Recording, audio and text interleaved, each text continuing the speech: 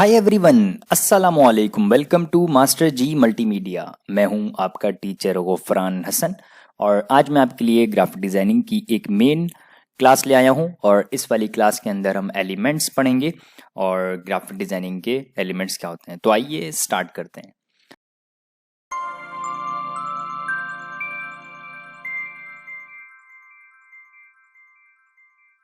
तो देखें, यहाँ पर मैं कुछ गूगल से एक पिक्चर ले आया हूँ। इसमें सारी चीज़ें मेंशन हुई हुई हैं तो आपको मैं इजीली समझा पाऊंगा। जो मेनली ग्राफिक डिजाइनिंग के एलिमेंट्स होते हैं ना, वो होते हैं 7। कितने होते हैं? 7 होते हैं। 1 2 3 4 5 6। यहाँ पे 6 लिखे हैं। तो यहाँ पर कौन सा एलिमेंट हमारे, अभी मैं आपको जो है ना लिख के भी दिखा देता हूँ। एक एलिमेंट यहाँ पर होता है फॉर्म, FORM, वो यहाँ पर मेंशन नहीं है।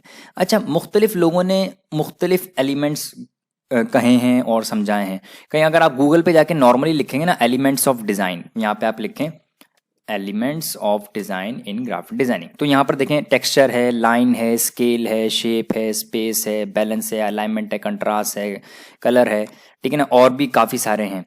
अब असल जो मेन है ना वो होते हैं 7। अब एलिमेंट्स होते हैं अज्जा। एलिमेंट्स होते हैं ना अज्जा के किन किन चीज़ों से मिलकर वो चीज़ बन रही है। तो ये सब चीज़ें ग्राफिक एक डिज़ाइन के अंदर इस्तेमाल होती हैं। पैटर्न भी यकीन इस्तेमाल होता है। अब कोई पैटर्न बोलता है, इसको कोई टेक्सचर बोलता है, ठीक है। तो हम यहाँ पर देखें, यहाँ पर टेक्सचर लिखा हुआ है, ठीक है ना। तो पैटर्न कर लें, पैटर्न शेप से मिलकर बनता है, टेक्सचर पिक्चर से मिलकर बनता है। अलाइनमेंट भी इस्तेमाल होनी चाहिए, कंट्रास्ट भी यकीनन होते हैं, स्पेस भी होते हैं, यकीनन लाइन भी होती है, यकीनन स्केलिंग भी होती है। स्केल को कोई साइज बोलता है। अब यहाँ पे स्केल लिखा हुआ है, यहाँ पे इन्होंने साइज लिखा हुआ है। अच्छा, ये सब चीज़ें इस्तेमाल होती हैं, लेकिन मेन जो इस्तेमाल होते हैं वो होते हैं हमारे पास ये वाले 7। अब इसके अंदर 7 के अंदर एक मिस है हमारे पास, which is known as form. हम एक एक करके आज सारे एलिमेंट्स पढ़ लेंगे बहुत जल्दी से। सबसे पहला आ रहा लाइन। लाइन इंतहाई इंपॉर्टेंट एक एलिमेंट है ग्राफिक डिजाइनिंग का। लाइन के बगैर आपका कोई डिज़ाइन ही मुकम्मल नहीं होगा। बहुत ही कम डिज़ाइन होते होंगे जिसमें लाइन ना बनती हो। अब लाइन के भी पार्ट्स होते हैं, कोई इस तरीके से लाइन बना रहा है और बना रहा होता है, और लाइंस की भी मीनिंग होती है। जैसे कलर्स की मीनिंग होती है ना, शेप, लाइन, हर चीज़ की मीनिंग होती है। मोटी लाइन है तो उसकी क्या मीनिंग है, पतली लाइन है तो उसकी क्या मीनिंग है। अखबार जैसे देखते हैं ना, अखबार की मेन हेडिंग की मोटी लाइन लगी हुई होती है, तो मतलब उसका क्या होता है कि भाई ये मेन हेडिंग है, इससे ऊपर जो बात लिखी हुई है ना वो बहुत मेन इंपॉर्टेंट बात है, ठीक है ना। तो कहीं पतली पतली लाइनें होती हैं, तो मुख्तलिफ लाइंस वगैरह भी हमारे पास एलिमेंट्स होती हैं ग्राफिक डिजाइनिंग का।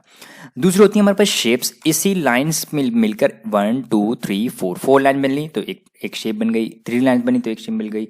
मुख्तलिफ शेप्स वगैरह बनती हैं, ठीक है ना। तो शेप बहुत इंपॉर्टेंट किरदार अदा करते हैं हमारे पास, जिसमें विड्थ भी और हाइट भी, उसको शेप बोलते हैं। इसमें हमारे पास सिर्फ एक चीज़ होती है, ठीक है ना, विड्थ नहीं होती इसकी, तो आप इस तरीके से इस्तेमाल करते हैं। तो मतलब 2 पॉइंट्स के दरमियान का गैप जो ना वो कहलाता है हमारे पास लाइन। अच्छा, शेप्स क्या होती हैं? इन्हीं लाइन से मिलके शेप्स बनती हैं। अच्छा, लाइन के अंदर भी ना बहुत टाइप्स ऑफ लाइन होती हैं। अब आप फॉर एग्जाम्पल यहाँ पे लिखें जाके लाइन एलिमेंट ऑफ डिज़ाइन। अब लाइन की भी मज़ीद मतलब डिटेल होती है। अब कौन कौन सी लाइंस हैं देखें, यहाँ पे भी आपको दिखाई हुई है कि डॉटेड लाइन का क्या मतलब होता है। जैसे मतलब आप कोई जो ना सर्फ लेकर आए या कोई चाय की पत्ती ले आए, उसके ऊपर ना क्रॉस में साइड में जो ना dotted dotted dashed dashes line लिखी होती है, वहाँ पे छोटी सी कैंची बनी होती है। तो उसकी क्या मीनिंग होती है कि भाई यहाँ से आप काट लें। अब इस लाइन की मीनिंग अलग होती है, इस लाइन की मीनिंग अलग होती है। रोड्स वगैरह के अंदर भी इस्तेमाल होती है। जो हाईवे होता है उसके ऊपर लाइन इस टाइप की बनी होती है, उसकी क्या मीनिंग होती है, हर लाइन की मीनिंग होती है, ठीक है। जब आप हाईवे के ऊपर जा रहे हो तो आपको ऐसी लाइन बन रही होगी, लेकिन जब हाईवे टर्न होगा ना, गोल मुड़ेगी कहीं गाड़ी, तो ये लाइन जो ना ऐसी स्ट्रेट हो जाएगी, ये वही लाइन हो जाएगी। तो मतलब ड्राइवर को पता चल जाता है कि भाईजान अब आगे जाके रोड मुड़ रहा है। तो इस तरीके से लाइन भी कम्युनिकेट करती है, हर चीज़ आपसे कम्युनिकेट कर रही होती है। इस तरीके से लाइन से मिलकर बनती है शेप। शेप भी काफ़ी सारी होती हैं। शेप्स होती है हमारे पास 2। एक होती है ज्योमेट्रिकल शेप्स, ठीक है, मतलब जो हम बचपन से पढ़ते आ रहे हैं, जो सामने बनी हुई दिख रही है, star, triangle, rectangle, polygon, hexagon and whatever. दूसरी होती है हमारे पास नेचुरल शेप्स, मतलब कुदरती शेप, जो अल्लाह ताला की नेमतों में से हम ढूंढ लेते हैं, ठीक है ना, मतलब उसमें से निकाल। लीफ की शेप अब ज्योमेट्रिकल तो नहीं है वो, लेकिन वो है एक्चुअली। हर चीज़ ये होता है कि कुदरत में से निकाली हुई है। व्हील है, सन से निकाला हुआ है, जैसे, ठीक है ना, सर्किल है। तो हर चीज़ ही हमने जैसे ये है पहाड़ों से निकला हुआ पिरामिड से निकला हुआ है। तो हर चीज़ ही खुदा की कुदरत में से निकाली हुई है, लेकिन मेनली हम इनको 2 में तकसीम करते हैं। एक होती है ज्योमेट्रिकल, एक होती है हमारे पास कौन सी, नेचुरल। अच्छा, नेचुरल को बोलते हैं हमारे पास ऑर्गेनिक और उनको बोलते हैं इनऑर्गेनिक। आप इनऑर्गेनिक ऑर्गेनिक भी बोल सकते हैं और ज्योमेट्रिकल और नेचुरल बोल सकते हैं। तो जो ज्योमेट्रिकल होती हैं वही वाली शेप्स होती हैं जो नॉर्मली हम स्कूल्स कॉलेज में पढ़ते हुए आ रहे हैं, और जो नेचुरल शेप्स होती हैं वो कुदरत के नज़ारों में से हमने अखज़ की हुई होती हैं। अच्छा, इन शेप्स के अंदर मजीद दो शेप्स आती हैं, एक होती है नेगेटिव शेप और एक होती है पॉजिटिव शेप। एक होती है नेगेटिव, और मैं यहाँ से पेंसिल ले लेता हूँ, आपको लिख के भी दिखा देता हूँ। और एक होती है हमारे पास नेगेटिव और एक होती है हमारे पास पॉजिटिव। अब नेगेटिव और पॉजिटिव में क्या फ़र्क है? मतलब नेगेटिव शेप्स वो होती हैं या पॉजिटिव शेप्स वो होती हैं जो मैं बनाता हूँ। तो जाहिर सी बात है भाई, ये भी मैं ही बनाऊंगा ना भाई। नहीं, इसमें कुछ ऐसी टेक्निक इस्तेमाल होती हैं कि नेगेटिव शेप खुद ब खुद बनती हैं। अबे खुद ब खुद कैसे बन जाएंगी भाई? तो आप लोगों ने खुद ब खुद बहुत सारी शेप्स बनाई हैं। फॉर एग्जाम्पल, ये नेगेटिव शेप है, नहीं ये तो पॉजिटिव शेप है, ये मैंने बनाई है, ये मैंने बनाई है, हाँ भाई मैंने बनाई है। अच्छा भाई सर्किल, ये सर्किल ये मैंने बना दिया, सर्किल भी मैंने बनाया। ये मैं आपसे पूछूं सर्किल किसने बनाया, आप बोलेंगे भाई हमने बनाया, भाई आपने बनाया। तो दो, ये सर्किल भी पॉजिटिव शेप है और ये रेक्टेंगल भी पॉजिटिव शेप है, दोनों हमने बनाए। लेकिन ये जो शेप बन गई, इन दोनों को क्रॉस करने के बाद, टकराने के बाद, पाथफाइंडर से अगर हम ये शेप निकाल लें, फॉर एग्जाम्पल शिफ्ट टाइम करूं मैं और मैं इन दोनों को मिला दूं तो एक नई शेप मिल गई, या मैं इसको अलग कर लूं तो एक नई शेप मिल रही है, इसको अलग कर लूं तो एक नई शेप मिल रही है। तो ये कहलाती हैं नेगेटिव शेप्स। कभी कभार हमें नेगेटिव शेप चाहिए होती है, उसकी वजह से हम दो पॉजिटिव शेप्स को मर्ज करते हैं। फॉर एग्जाम्पल मुझे चांद बनाना था तो मैंने शिफ्ट टाइम लिया और आल्टर बाकी माइनस कर दिया, इन दोनों को सिलेक्ट कर लेते हैं। ठीक है, तो अब यहाँ पे देखें तो हमने दो पॉजिटिव शेप से एक नेगेटिव शेप ले ली जो हमें चाहिए थी। तो ये होती है हमारे पास नेगेटिव शेप और पॉजिटिव शेप। दूसरा होता है वैल्यू। वैल्यू मतलब मिकदार, कोई इसको साइज भी बोलता है, सॉरी साइज तो दूसरा होता है। वैल्यू मतलब देखें यहाँ पर कि कितनी वैल्यू है किसी भी चीज़ की। अब यहाँ पे दिखाया भी value is the how light और हाउ डार्क एरिया लुक्स, मतलब किसकी कितनी वैल्यू, किसको कितनी वैल्यू दी हुई हमने। ये डार्क है, यहाँ पे हम चाहते थे कम दिखे, यहाँ पे हम चाहते थे ज़्यादा दिखे। दूसरा यहाँ पे आ रहा है स्पेस, एलिमेंट का इंतहाई इंपॉर्टेंट। अब कोई इसको बैलेंस भी बोलता है, कोई इसको अलाइनमेंट भी एक तरीके से बोल सकते हैं, ठीक है ना, क्योंकि स्पेस जब तक नहीं देंगे उस वक्त तक बैलेंस और अलाइनमेंट काम नहीं आएगी। मतलब कितनी स्पेस दी हुई है, यहाँ पे स्पेस देंगे, यहाँ पे स्पेस देंगे, यहाँ पे स्पेस देंगे। स्पेस के बगैर तो ज़्यादा पे स्पेस नहीं देंगे तो काम कैसे होगा। अब स्पेस के अंदर हमारे पास तीन स्पेसेस होती हैं, ठीक है। एक होती है हमारे पास, मैं यहाँ पे लिख के दिखा देता हूँ, एक होती है हमारे पास एरियल स्पेस। कौन सी होती है?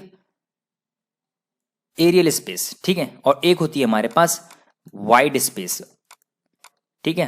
अब वाइट भी बोलते हैं और कोई इसको वाइट भी बोलते हैं, सफेद वाला वाइट भी बोलते हैं। और एक होती है हमारे पास वही वाली जो मैं आपको पढ़ा चुका हूं, एक होती है एरियल स्पेस, एक होती है हमारे पास वाइड स्पेस, और एक होती है हमारे पास नेगेटिव स्पेस, ठीक है। नेगेटिव स्पेस मतलब वही स्पेस जो हमने ना दी हो, ठीक है। ये स्पेस मैंने दी, मैंने कहा यार ये जो स्पेस का वर्ड लिखा ना इसे थोड़ा सा इधर कर दो, लेकिन ये वाली स्पेस तो मैंने नहीं दी, ये खुद ब खुद आ गई, तो उसको नेगेटिव स्पेस बोलते हैं। नेगेटिव स्पेस लोगो बहुत मशहूर होते हैं, पता है आपको। यहाँ पे आप लिखें एरियल स्पेस पोस्टर्स, ठीक है ना। एरियल स्पेस क्या होती है? जितनी आपसे दूर होगी ना चीज, देखें यार ये बेहतरीन एग्जाम्पल है, जितनी आपसे चीज करीब होगी वो उतनी शार्प होगी, और जितनी दूर जाती रहेगी वो आपसे मतलब क्या नाम है, धुंधली होती रहेगी एक तरीके से, ठीक है ना। बहुत इंपॉर्टेंट किरदार होता है एरियल स्पेस का। मतलब जितना दूर आप देखें, फॉर एग्जाम्पल अगर ये पोस्टर देखें, जितना करीब होगा उतना डार्क होगा, जितना दूर दूर दूर light light light light light and light, मतलब एरियल स्पेस होती है। एक होती है वाइड स्पेस। वाइड स्पेस मतलब एक्स्ट्रा स्पेस छोड़ी हुई हो, ठीक है ना, मतलब एक्स्ट्रा ऑर्डिनरी स्पेस छोड़ी हुई हो, तो उसको बोलते हैं वाइड स्पेस। मतलब उन्होंने फॉर एग्जाम्पल मैंने कहा कि भाई लेट सपोज यहाँ पे हम यहाँ पे लिखते हैं हम नेगेटिव स्पेस। नेगेटिव स्पेस आपको समझाता हूँ, इससे लोगोस भी बनते हैं, बहुत सारी चीज़ें बनती हैं। नेगेटिव स्पेस लोगो भले ना रखें, हम नेगेटिव स्पेस करते हैं सिर्फ। नेगेटिव स्पेस क्या होता है कि आपके अब आपको इसमें पता नहीं चल रहा कि यार ये बंदे ने ये वॉस बनाया हुआ है या इंसान बने। देखें इंसान भी बन रहे हैं, दोनों तरफ फेसेस बन रहे हैं, और बीच में एक शेप भी बन रही है, नेगेटिव शेप। यहाँ पे देखें किस तरीके से उन्होंने, एक हाथ भी बन रहा है, हाथ भी बन रहा है, ठीक है ना, और एक दरख्त भी बन रहा है, ठीक है। मतलब ये डिफरेंट। अब यहाँ पे देखें कितनी क्लास की चीज़ बनी हुई है, ठीक है ना। अब आप इस तरीके से, मतलब जो जिसमें दो चीज़ें दिख रही हों, ठीक है ना, डबल एक्सपोजर टाइप का इफेक्ट दिख रहा हो। तो यहाँ पे देखें नेगेटिव स्पेस भी इसकी बेहतरीन एग्जाम्पल है। तो नेगेटिव स्पेस लोगो भी बड़े मशहूर होते हैं, देखें इसमें किस तरीके से नेगेटिव स्पेस लोगो उन्होंने क्रिएट किया हुआ है।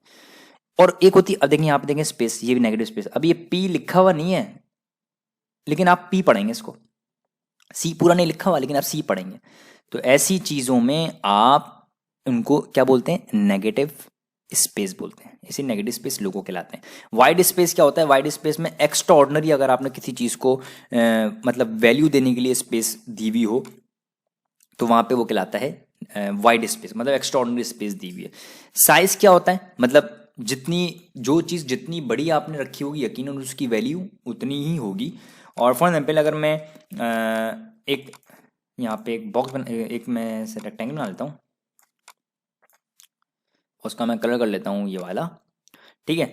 अब मैंने कहा ये इसी के बराबर में रख देते हैं, ये इसी के बराबर में रखा हुआ है ना, बिल्कुल बराबर रखा हुआ। मैंने इसको इसके पीछे रख दिया, अभी ये इसके पीछे नहीं लगेगा आपको आपने, लेकिन जैसे ही मैंने इसको हल्का सा डार्क दिया तो ये हो गया इसका फॉर्म। फॉर्म बोलते हैं, फॉर्म मतलब शेडो। इसके अंदर एलिमेंट फॉर्म एलिमेंट लिखा हुआ नहीं है, बहुत ही क्लास का एलिमेंट है। अगर मैं इसको पीछे करूँगा ना कंट्रोल ब्रैकेट से, हालांकि मैंने आपके सामने अभी आपके सामने बनाया है ये कंट्रोल शिफ्ट मतलब इसको ऊपर नीचे लिया है मैंने, ठीक है। लेकिन ये उस वक्त तो बिल्कुल बराबर नहीं दिख रहा था, लेकिन अब ये आपके बराबर दिखेगा। मैंने यहाँ पर लेयर्स पे चेक कर लेता हूँ और ये मेरे पास ऑब्जेक्ट ये रहा और ये वाला मेरे पास ऑब्जेक्ट ये रहा। इन दोनों को सिलेक्ट कर लेते हैं और मेरे पास ये ब्लेंडिंग मूड चेंज हो गया, ठीक है। अब इसको इसके पीछे रखा हूँ तो आपको लग रहा है हाँ यार इसके पीछे, हालांकि इसके पीछे नहीं, आपके सामने मैंने कॉपी ली थी अभी, बिल्कुल इसके साथ रखा हुआ था ये, लेकिन जो कलर चेंज हुआ ना इसकी वजह से लग रहा है पीछे। इसको बोलते हैं फॉर्म। अच्छा, ग्राफिक डिजाइनिंग का एलिमेंट है एक बहुत इंपॉर्टेंट एलिमेंट है फॉर्म। तो यहाँ पे लिखें FORM फॉर्म, यहाँ पे लिख देते हैं फॉर्म एलिमेंट्स ऑफ डिजाइन, ठीक है, एलिमेंट ऑफ डिजाइन फॉर्म।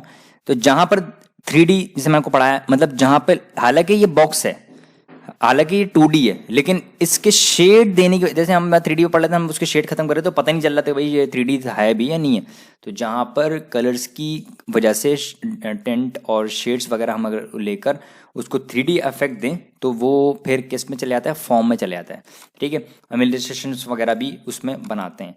तो ये फॉर्म एलिमेंट होता है, बहुत इंपॉर्टेंट किरदार होता है उसका। साइज मतलब किसी चीज़ की मिकदार बड़ी है, फॉर एग्जाम्पल अगर अभी ये बड़ा है ना, तो अगर मैं इसको साइज छोटा रखूंगा तो अब ऐसा लगेगा बहुत दूर रखा हुआ है ये, हालांकि भाई दूर नहीं है, आपके सामने ये भी बराबर में कॉपी की थी मैंने, बिल्कुल ही बराबर बना रखा है, ऐसा लग रहा है नहीं कितना दूर रखा हुआ है, ठीक है। तो आपके पास कलर्स चेंज हुआ है और इसका साइज छोटा किया तो ऐसा लग रहा है कि यार ये दूर रखा हुआ है, ऐसा लग रहा है इससे दूर है, इसके पीछे रखें ऐसा लग रहा है काफ़ी दूर रखा हुआ है इसके।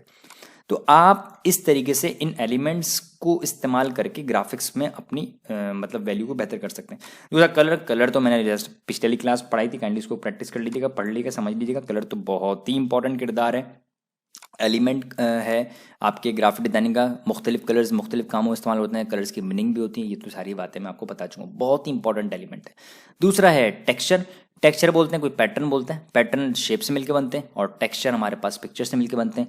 बहुत इंपॉर्टेंट किरदार होता है टेक्सचर जो हमारे पास होता है ग्राफिक डिजाइनिंग के अंदर, उसका ये एलिमेंट है, बहुत इंपॉर्टेंट एलिमेंट है ग्राफिक्स का। और हम मुख्तलिफ जगहों पर इस्तेमाल करते हैं टेक्सचर वगैरह। ज़्यादातर हमारे पास जो टेक्सटाइल डिजाइनिंग के अंदर इस्तेमाल होता है, हमारे पास कपड़े वगैरह प्रिंट होते हैं और मुख्तलिफ हम लोग खुद ही बनाते हैं। मैंने आपको पैटर्न वाली क्लास भी दी थी। और जो डिज़ाइनिंग वगैरह होते हैं, ब्रांडिंग वगैरह के लिए लोग इस्तेमाल करते हैं अपना एक लोग अपना ब्रांड जो ना अपने अपने भी पैटर्न बना लेते हैं, अपने लोगों से क्रिएट कर लेते हैं। तो बहुत ही क्लास का एलिमेंट है पैटर्न, और टेक्सचर बहुत इंपॉर्टेंट है और इस्तेमाल होने वाला एलिमेंट है। तो यहाँ पर इस तरीके से काफ़ी सारे एलिमेंट्स यहाँ पे शो हो रहे हैं। स्पेस मैंने आपको पढ़ा दिया, शेप्स बता दिया, स्पेस में भी वही होता है, नेगेटिव और पॉजिटिव एरियल स्पेस मैंने आपको बता दिया। ज़्यादातर अब यहाँ पे टेक्स्ट यहाँ पे लिखा हुआ टाइपोग्राफी, तो कुछ लोग टेक्स्ट भी काउंट करते हैं इसके अंदर एलिमेंट के अंदर कि भाई इंपॉर्टेंट एलिमेंट जो ना टेक्स्ट है। हर बंदा अपने हिसाब से उसको किसी को ज़्यादा वैल्यू दे रहा था तो वो टेक्स्ट को काउंट कर लेता है, कुछ लोग टेक्सचर को हटा देते हैं, कुछ लोग वैल्यू को हटा देते हैं, साइज़ को रख देते हैं सिर्फ, या साइज़ को रख लेते हैं क्या नाम, और साइज़ को हटा देते हैं, वैल्यू को रख लेते हैं, उसकी जगह कुछ और इस्तेमाल कर लेते हैं। ज़्यादातर लोग टेक्स्ट भी इस्तेमाल करते हैं, एलिमेंट बहुत इंपॉर्टेंट एलिमेंट है, ज़्यादा टेक्स्ट के बगैर तो काम ही नहीं होगा। तो एलिमेंट्स मतलब अज्जा, ये नहीं कह सकते कि भाई यही सब कुछ है भाई, बस इसके बगैर तो नहीं। दूसरे एलिमेंट्स भी हैं, वो भी इंपॉर्टेंट है, लेकिन ज़्यादातर मेनली एलिमेंट्स जो हमारे पास कहलाते हैं वो होते हैं 7 elements: line, shape, colour, space, value, texture. ठीक है, और फॉर्म, FORM, फॉर्म यहाँ पे मेंशन नहीं है। फॉर्म भी बहुत इंपॉर्टेंट है। फॉर्म का दूसरा नाम है शेडो। शेडो क्या काम करता है? आपके शेडो जो टिंट्स एंड शेड दे रहा है आपके ऑब्जेक्ट में 3D काम करता है। फॉर एग्जाम्पल मैं आपको और बेहतर अंदाज में ये फॉर्म बता दूं। फॉर्म इन इलस्ट्रेशंस, ठीक है ना। जब तक आपके पास शेडो नहीं होगा, अब जब फॉर एग्जाम्पल ये एक पास एक आर्ट बना हुआ है, अब ये आपको कैसे पता चल रहा है कि ये ऊपर है और ये नीचे है पैंट इसके कलर की वजह से। आप खुद सोचें कि अगर मैं दोनों का कलर एक कर दूं तो आप पहचान सकते हैं। तो जो पीछे होगा ना वो हमेशा डार्क होगा, ठीक है ना। तो आप इस तरीके से ये देखें यहाँ पे, अब ये पता चल रहा है लैपटॉप का शेडो पड़ रहा है। तो इस तरीके से आपके पास ये एलिमेंट्स इस्तेमाल हो रहे होते हैं। फॉर एग्जाम्पल ये बंदा बैठा हुआ है, अब इसकी 2 लेग्स हैं, तो पीछे वाली लेग में जो शेडो है क्रिएट हो रहा है, डार्क कलर से इन्होंने मेंशन किया हुआ है। तो इससे पता चल रहा है हाँ यार ये जो ना पीछे वाली टांग है। मैं बोलूँ नहीं ये तो आगे वाली टांग है, आप बोलेंगे भाई उसका कलर डार्क है इसलिए वो पीछे वाली टांग है। आप हालांकि मैंने आपको एलिमेंट नहीं पढ़ाया होगा, आप फिर भी इसको बोलेंगे पीछे वाली टांग है वो, क्योंकि एक सेंस है और इससे समझ में आ रही है कि बात कि भैया जो शेडो क्रिएट होता है वो हमेशा डार्कर साइड पे क्रिएट होता है। तो these are known as the elements of graphic designing, और बहुत इंपॉर्टेंट एलिमेंट्स हैं। बहुत ज़्यादा इस्तेमाल होने वाली जो क्लास थी वो आज वाली याली भी क्लास बहुत ज़्यादा इस्तेमाल होने वाली क्लास है। और जो मैं साइजिंग और जो कलर वाली पढ़ाई थी वो भी बहुत इंपॉर्टेंट क्लास है। और मतलब ये 2-4 क्लासेस जो आखिर की क्लासेस हो ना बहुत इंपॉर्टेंट, को समझकर बेहतरीन तरीके से पढ़ें। ये आपके कैरियर में बहुत काम आने वाली बातें हैं। तो मैं उम्मीद करता हूँ आपको क्लास समझ में भी आई होगी और अच्छी भी लगी होगी। काइंडली इसकी प्रैक्टिस कीजिएगा। मिलते हैं इंशाल्लाह नेक्स्ट क्लास में। Thank you so much.